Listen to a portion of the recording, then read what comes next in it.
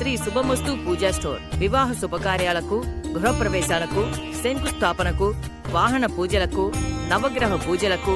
శ్రీ గణపతి హోమం, సత్యనారాయణ స్వామి వ్రతం మరియు అయ్యప్ప పడి పూజలకు కావలసిన అన్ని పూజా వస్తువులు లభించే ఏకైక ప్లేస్ శ్రీ శుభమస్తు పూజా స్టోర్.